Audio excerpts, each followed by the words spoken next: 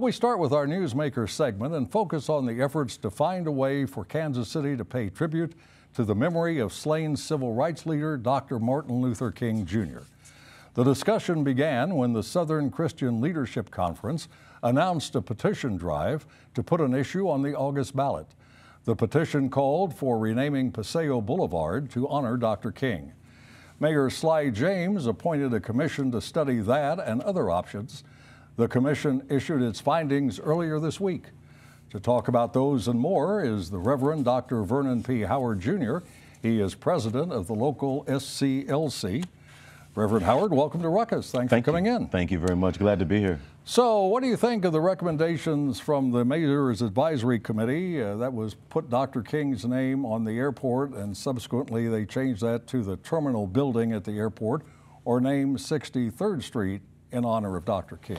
These two locations that have been recommended by the commission, in our view, are not fit and do not bring the appropriate measure of dignity to Dr. King's legacy for a few reasons. Number one, the airport is situated in an area of Kansas City that has virtually no African American, or for that matter, racial or cultural diversity. Remember that Dr. King worked with and worked for primarily people of color, African Americans. But if anybody's going to fly in or out of Kansas City, they'll go to that airport, black or white. They certainly or something would. Else. You know. They certainly would go to that airport, but most persons from that airport who are flying in and going out, many of them will come from cities that already have a street or boulevard named after Dr. King in their local municipality. What about naming 63rd Kansas Street? City, I was finishing my thought. I'm sorry. That's all right.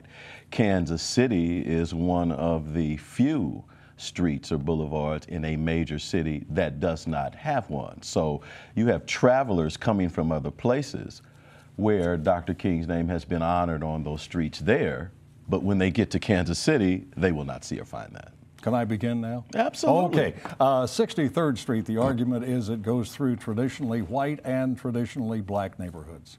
Mm-hmm. Yes. Don't like that idea? Well, I think that idea is a legitimate idea. We do not believe that it is superior to the Paseo idea. There are various reasons for selecting Paseo. One, ministers, clergy, pastors, churches, residents in that area and along the corridor approached SCLC and asked us to take on this issue. Number two, the Paseo Boulevard has pre-existing funding and resources for beautification and maintenance and upkeep, which will be an added advantage over the longevity if it is on the boulevard. Are you going to continue to pursue the petition drive to put the question on the ballot? Oh, absolutely. No doubt. We have always had three particular strategies. One was to approach the Parks Board, as we did and were rejected. The other two were the petition initiative, which we are continuing, and the third was to work with the City Council to possibly present an ordinance that would authorize the change. And so the latter two we are continuing. Do you think it's just been an oversight that there's no street named in honor of Dr. King in Kansas City, or is it a purposeful action? I'm not sure about the motives of persons who have been in positions to make this change heretofore. But I do know that we at SCLC believe that last April, when we examined what could happen in commemoration of the 50-year anniversary of his assassination, we went through a list of things that we felt were significant, and one of those would be a street name, and so we are confident that that's an appropriate thing. We're down to less than 30 seconds, okay. So we're going to have to rush. Yeah, no worries. What would the impact be if the name of Paseo is changed to honor Dr. King? This particular street would then receive, in addition to the existing beautification, it is already a boulevard within our One City Economic Development sales tax plan. So there could be dollars leveraged to that. It would bring cultural pride, cultural identity to a people and community who are there searching for peace, more community, more pride, but also it would identify us as a city that is not left behind in the honoring of Dr. King. Pleasure to meet you. Thank you very much for your time. Come back and see us again. Thanks, Mike. Thank you.